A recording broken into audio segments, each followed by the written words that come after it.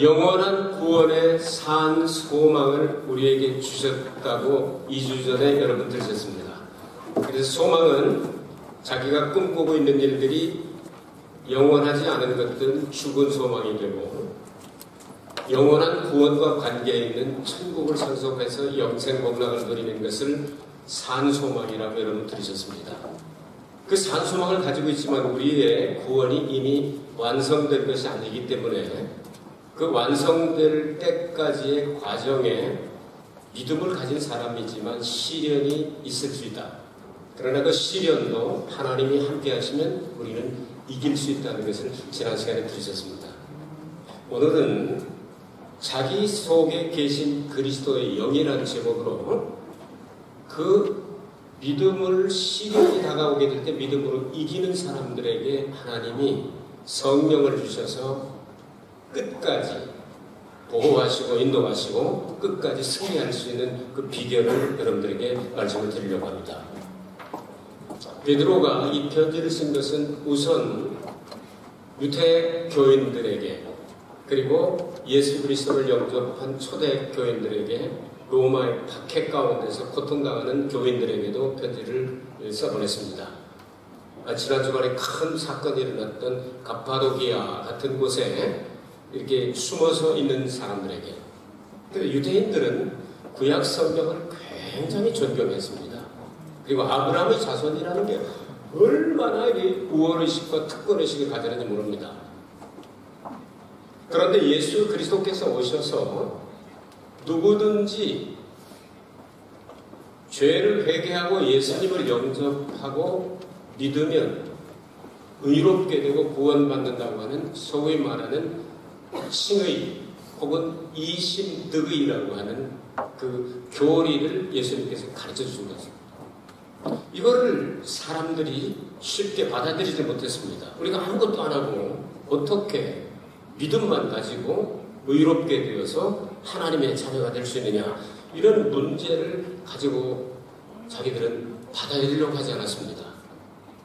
그렇게 힘들고 어려운 예수 그리스도를 영접하는 것이 굉장히 어려워요. 지금 같지는 않고 아주 어려워요. 유대교에서 예수님을 영접하고 기독교인이 된다는 것은 순교를 각오해야 했고, 그리고 로마 식민지 가운데서 예수 그리스도를 영접한다고 하는 것은 순교를 각오해야 되는 그런 어려운 가운데서 예수님을 영접한 그들에게 오늘 베드로는 편지를 써서 격려하고 그리고 힘을 주고 있습니다. 자, 그러면 베드로가 편지한 내용 가운데 10절 말씀에 선지자들이 굉장히 열심히 연구했다 하는 말이 나옵니다. 이 구원에 대하여는 너희에게 임할 은혜를 예언하던 선지자들이 연구하고 부지런히 살폈다. 이 내용은 다른 말로 하면 구약의 선지자들이 하나님의 영을 받아서 부지런히 연구하고 살펴서 남겨놓은 것이 있는데 이것이 바로 성경이라고 말합니다. 이 성경을 기록할 때 성령이 역사하신 역사를 영감이라는 말을 사용합니다. 영감으로 기록되었다. 예를 들어서 예수 그리스도께서 이 땅에 오실 것을 구약 성경에는 456번을 예언을 했습니다. 그리고 각각 다른 시대에 각각 다른 사람, 직업이나 아니면 환경이나 모든 것이 다 다릅니다. 그래서 구약 성경이 시작돼서 완성되기까지 1500년 걸리고요. 신약 성경은 100년 걸려서 합하면 1600년 걸렸다고 얘기합니다. 그리고 내가 이 책을 썼다고 직접 기록한 내용을 36명 정도가 되고 4명 정도가 미상인데요. 이거 합하면 약 40명에 의해서 66권의 성경이 제일 먼저 기록된 성경과 제일 마지막에 기록된 요한계시록, 창세기에서부터 요한계시록까지 역사를 기록한 연대를 1600년으로 보거든요. 그런데 오늘 베드로가 강조하는 내용은 그 1600년에 걸쳐서 각각 다른 환경, 시대, 그러나 같은 영을 받아서 기록했기 때문에 통일성이 있다는 겁니다. 그래서 구약에 이분들이 계속 이것을 연구하고 부지런히 살펴서 우리에게 남겨주었기 때문에 성경은 한 부분만 강조하고 한 부분만 띄어서는 안 되고 성경 전체를 다 받아들여야 하고 전체를 다 해야 된다.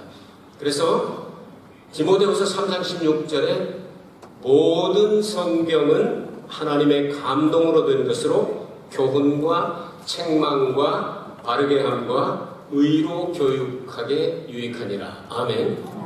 성경은 하지 않았습니다. 그 앞에 성경을 꾸미는 말씀이 뭐죠? 모든 성경은 그랬습니다. 그래서 성경을 일부만 믿으면 안 됩니다. 66권 전체를 모든 성경을 받아들여야 됩니다.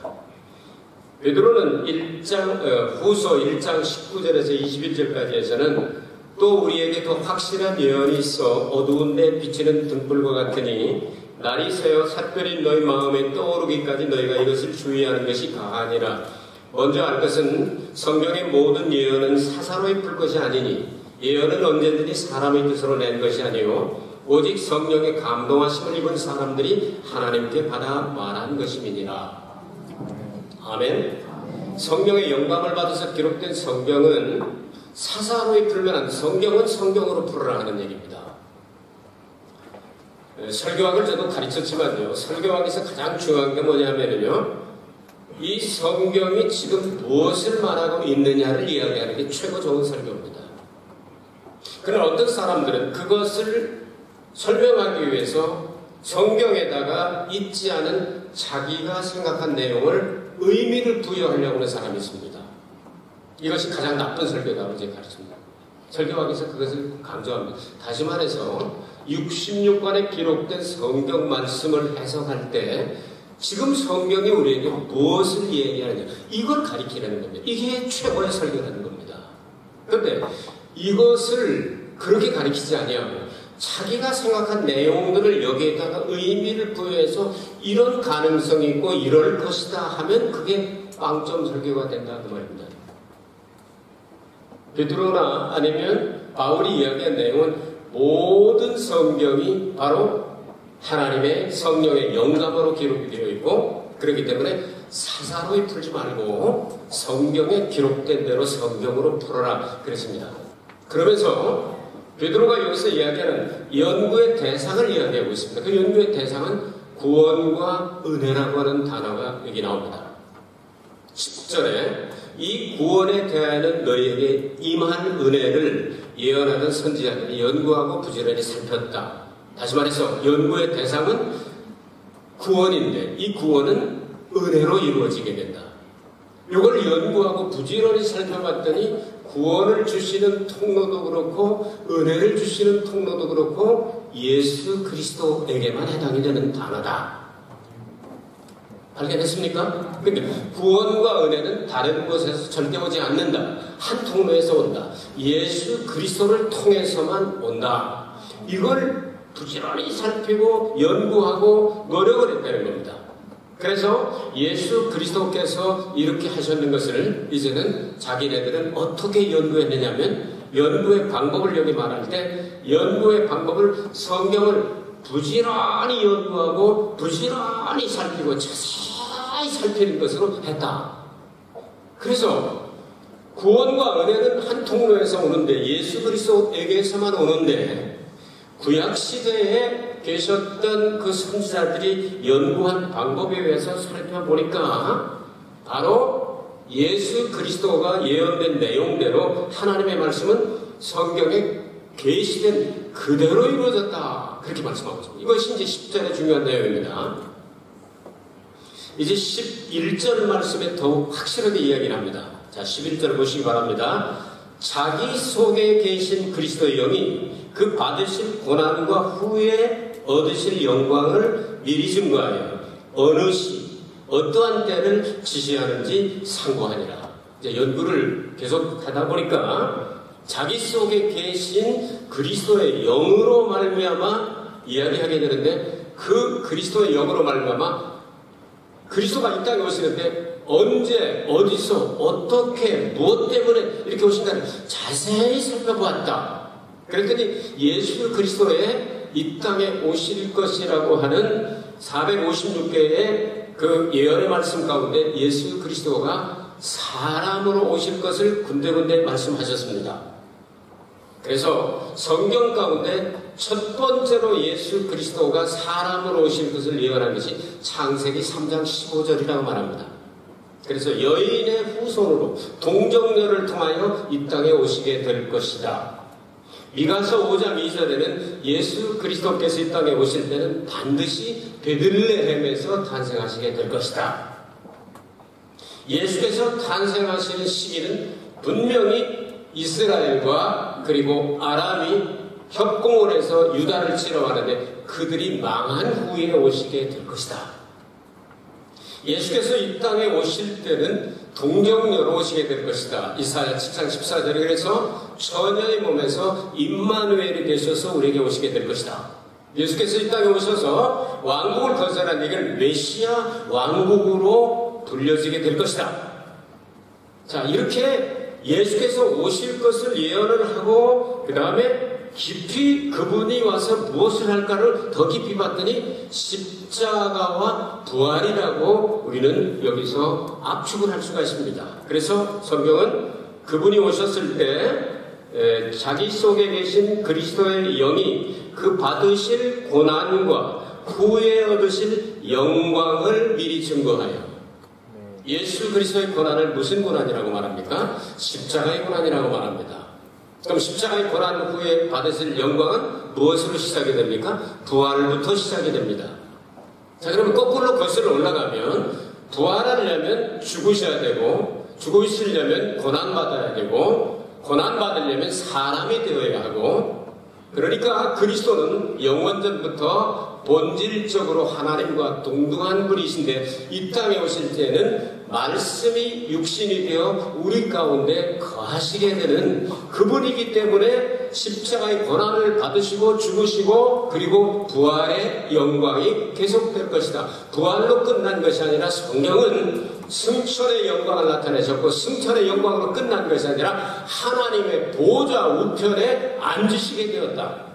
그리고 성령을 보내시고 마지막 때가 되면 예수 그리스도께서 이 땅에 다시 오시게 되는 그 다시 오시게 될 때는 부활의 영광보다도 이 재림의 영광을 엄청난 영광을 가지고 이 땅에 재림하시게 될 것이다. 이런 내용을 그들이 자기 속에 계신 그리스도의 영을 통하여 이것을 깨달았다 하고 기록을 하고 있습니다. 더 쉽게 이야기하면 에녹 속에 그리스도의 영이 계셨고 노아 속에도 그리스도의 영이 계셨고 아브라함 속에도 그리스도의 영이 계셨고 이삭 속에도 그리스도의 영이 계셨고 야곱 속에도 그리스도의 영이 계셨고 모세 속에도 그리스도의 영이 계셨고 엘리야 속에도 그리스도의 영이 다윗 속에도 그리스도의 영이 계셨다 그 말입니다. 그리스도의 영으로 말미암아 그들이 하나님의 말씀을 성령의 영감을 받아서 기록해서 우리에게 전달해 주었다. 하나님은 구세주가 되실 수는 없다고 성경은 가르칩니다. 하나님은 말씀이라고 성경은 말씀합니다. 그럼 말씀이 구세주는 아니죠. 그럼 성령은 영입니다. 하나님의 영입니다. 그러니까 아버지와 아들과 성령은 동일하신 분인데 예수 그리스도께서 이 땅에 오실 때는 말씀이 육신이 돼서 우리 가운데 거하셨다. 그러니까 성령을 우리는 구세주라고 부르지는 않습니다. 같은 분이지만 하나님을 우리는 아버지라고 부르지 구세주라고 부르지 않습니다. 누구를 구세주라고 부릅니까? 육신을 입고 오셔서 십자가 달려 죽으시고 부활하신 예수를 우리는 구세주가 되신다. 이걸 자기들이 깨달아서 열심히 연구해서 우리에게 전달했다는 겁니다. 아주 성경의 복음의 근본을 이야기하고 있는 거예요. 그러면 그 가운데 역사하신 분이 바로 성령이다. 그리스도가 육신을 입기 전에는 그럼 누구였습니까? 하나님의 본질이었다고 성경은 말씀합니다. 하나님과 동등된 본체를 가지셨으나 그것을 누구의 강압에 의해 누가 시켜서가 아니라 스스로 그 모든 것들을 비워놓으시고 그리스 말하면 에케노센이라는 단어를 썼습니다. empty 영어로 말하면 다 비워놓으시고 하나님의 번지된 부분을 비워놓으시고 말씀 육신이시고 성령에 잉태되어서 이 땅에 오셨다. 그렇게 기록을 하고 있습니다.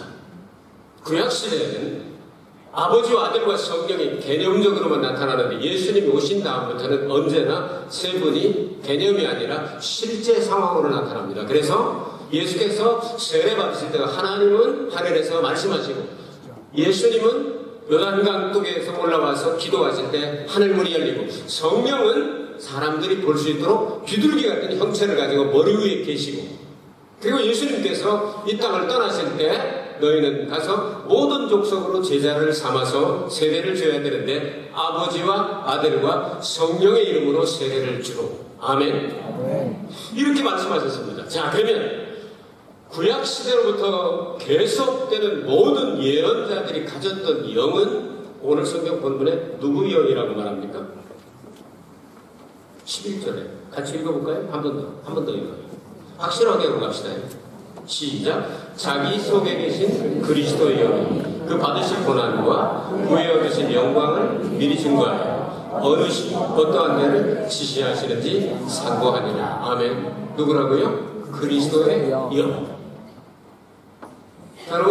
여러분에게 질문 하나 합니다. 그러면 이렇게 구약시대에 역사하시던 예언자들 속에 계셨던 그 영이 성령이라고도 말하며 그리스도의 영이라고도 말하는데 그러면 결과적으로 그리스도의 영 그리고 말씀이 육신이 돼서 우리 가운데 거하셨던 예수 그리스도가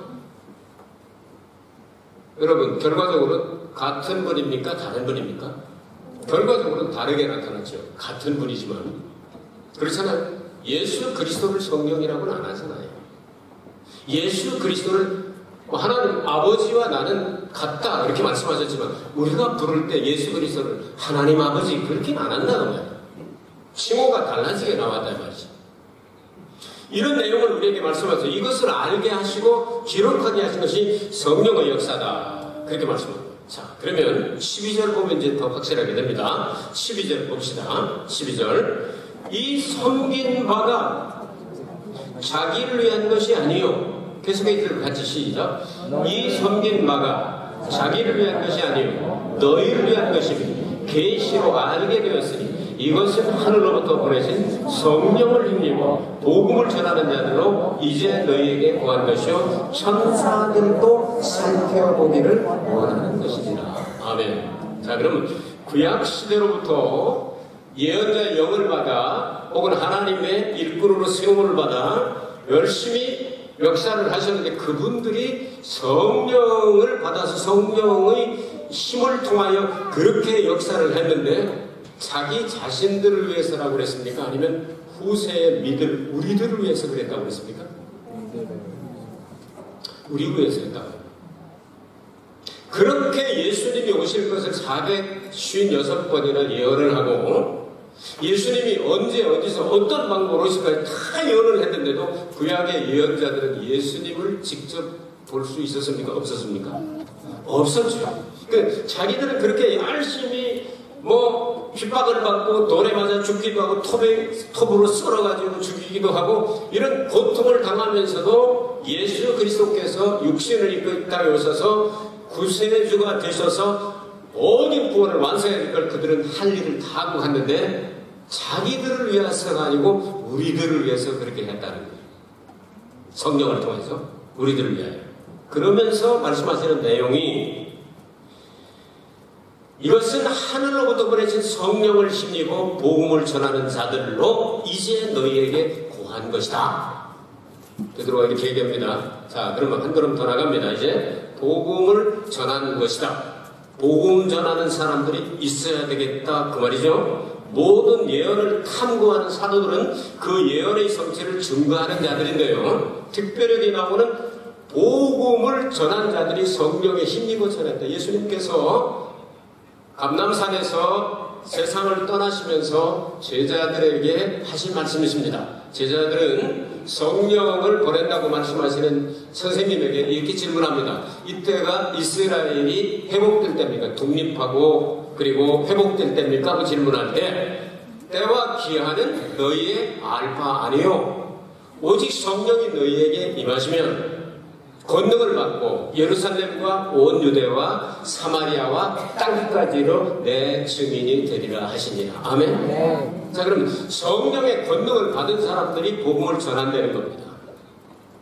그것이 바로 여기 구약시대부터 하고 싶었던 일이라는 겁니다. 복음은 예수 그리스도가 조금 전에 말씀을 드렸죠. 말씀 육신 가운데 거셔서 십자가의 고난을 받으시고 이제 부활의 영광을 받으시기 시작하셔서 계속 또 이제 올라가는 거죠. 승천하시고 어느 쪽 자리에 앉으시고 이제 제일 영광 이렇게 쭉 남아있는데요. 자, 이렇게 사도들이 이제 성령을 받고 이제 이 땅끝까지 복음을 증거하러 나가지 않습니까? 복음 연대가 필요하기 때문에 성령을 받은 사람들은 구약에 있던 사람이나 아니면 신약시대 2000년 전에 초대교회 시대에 있던 사도들이나 우리들은 받은 성령이 같다는 겁니까? 틀리다는 겁니까? 지금 여기서 강조하는 얘기가 같다는 얘기죠. 그거 발견하면 되는 겁니다. 오늘 성경에서 자기 속에 계신 그리스도의 영. 오늘 설교 제목이 이래요. 자기 속에 계신 그리스도의 영이다. 그럼 구약에 역사하시던 성령이나 예수님 당시에 역사하시던 성령이나 오늘날 역사하시는 성령이나 본질적으로 성령은 똑같은 분이다. 그런데 오늘 성경 본문에서 강조하는 내용이 뭡니까? 성령을 받은 사람은 예수 그리스도만이 구세주라고 하는 사실을 사람들에게 고한다, 전한다 이렇게 말씀하고 있죠. 여러분이 이제 질문 하나가 여러분 삶의 적용 가운데 질문이 들어가야 됩니다. 그러면 여러분은 지금 전도를 하고 계십니까? 아니면 있는 양도 잡아잡수십니까? 확실하게 갖고 가야 됩니다. 지금 왜 전도해야 되는 이유를 여러분 오늘 발견해야 되는 겁니다. 여러분은 지금 전도하려고 사실 열매가 안 돼서 그렇지 애쓰고 계시죠? 네, 그래야 되는 겁니다. 그게 성령 받은 사람이라는 겁니다. 오늘 성경 말씀. 구약시대도 그랬고 초대교회도 그랬고 오늘날도 그렇고 이거는 엄청나게 중요한 일이기 때문에 천사들도 알기를 원하고 천사들도 너무너무 나도 그랬으면 좋겠다 한다는 겁니다. 천사들도 살펴보기를 원하는 것이니라. 이 내용 한번 생각해보죠. 복음의 신비와 인간의 구원의 방법은 매우 존귀한 일이고 축복받은 천사들이 그것을 살펴보기를 원합니다. 나도 사람으로 태어났었으면 좋았을 것을. 천사는 타락하면 타락한 천사가 됩니다. 불순종하면 불순종한 천사가 됩니다. 그래서 타락한 천사, 사탄, 마귀, 귀신은 모두 한꺼번에 나중에 최후의 심판을 받고는 영원한 지옥불에 게헤나라고 말하는 영원히 유황불이 펄펄 끓고 지옥불이 끓는 그곳에 가서 영원한 고통을 당합니다. 다시 새롭게 할 수 있는 방법이 없습니다. 사람도 그들이 유혹을 받아서 타락을 했습니다. 아담도 하와도 타락을 했습니다.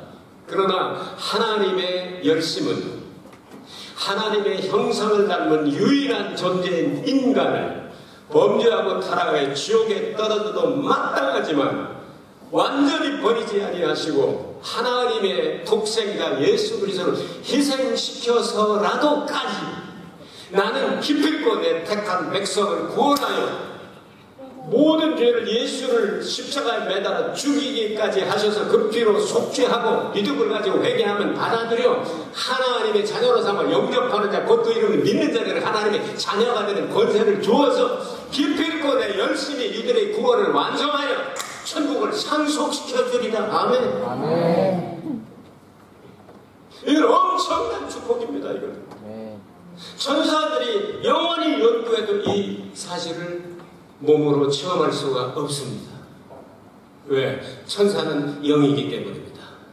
천사도 하나님을 예배하고 찬송할 수가 있습니다. 영광 돌릴 수 있습니다. 그러나 구속의 찬송은 천사가 함께 불러주는 것뿐이지 체험할 수는 없다고 말입니다. 그래서 천사들도 이것을 살펴보기를 원하는 것입니다. 사람 됐으면 정말 좋겠다. 천사는 영원히 천사로 삽니다.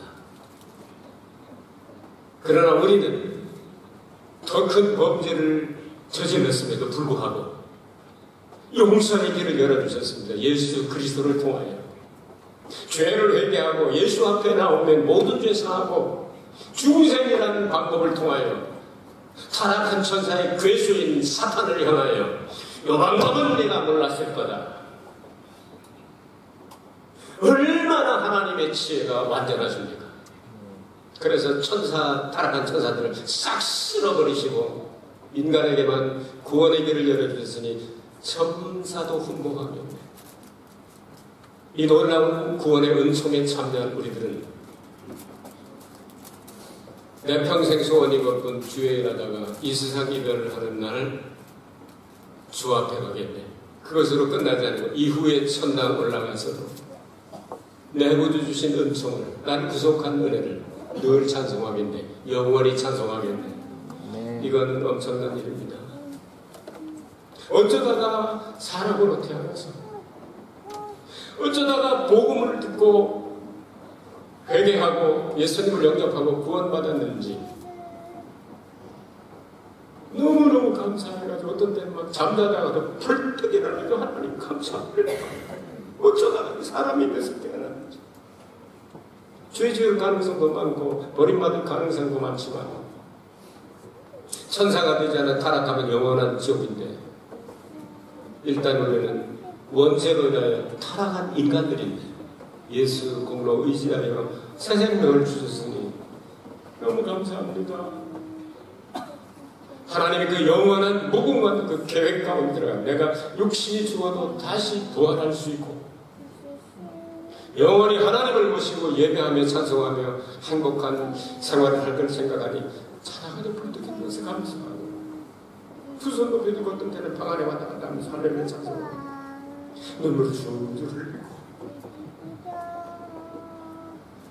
하나님의 그 위대한 은총을 우리는 받은 사람들입니다. 그렇기 때문에 천사조차도 흠모할 만한 이 일을 우리는 하면서 이 복음 전도를 열심히 해야 될 줄 믿습니다. 하나님은 지금도 구약시대에 그 고통을 당하면서 자기 속에 계신 그리스도의 영의 능력으로 말미암아 순교하면서까지 그리스도에 대하여 부지런히 살피고 자세히 연구하고 해서 남겨준 것처럼 이제는 성경이 완성되었기 때문에 성경이 부분이 아니라 성경 전체를 할 수만 있으면 모든 사람들에게 이것을 전달할 수 있는 그런 사람을 찾고 계십니다. 여러분은 가족부터 전도하시기 바랍니다. 그리고 이웃을 전도하고 아는 사람 전도하고 마지막에 모르는 사람, 모르는 민족에게 나가서 복음을 전도할 때 이건 천사도 흠모할 만한 일이고 하늘나라에 들어갈 때 상 받는 기준이 될 것입니다.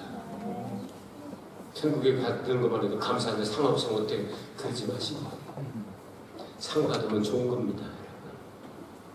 하늘나라에 가서 그 멸류관 받아 쓰고 주님 제일 가까운 곳에 가서 주야로 밤낮 찬송을 부를 걸 생각합니다. 조그만 환난이나 핍박이 다가온다 할지라도 장차받을 영광을 생각할 때 어찌 비교할 수가 있겠습니까? 우리 주님 여러분 자랑하시고 전도해 주시기 바랍니다. 은혜 가운데 여러분 날마다 신앙이 성장하고 복음을 전하지 않고 기도하지 않고는 견딜 수 없는 성령을 받은 체질화된 사람이 되기를 바랍니다. 아멘. 기도하겠습니다. 은혜로우신 아버지 하나님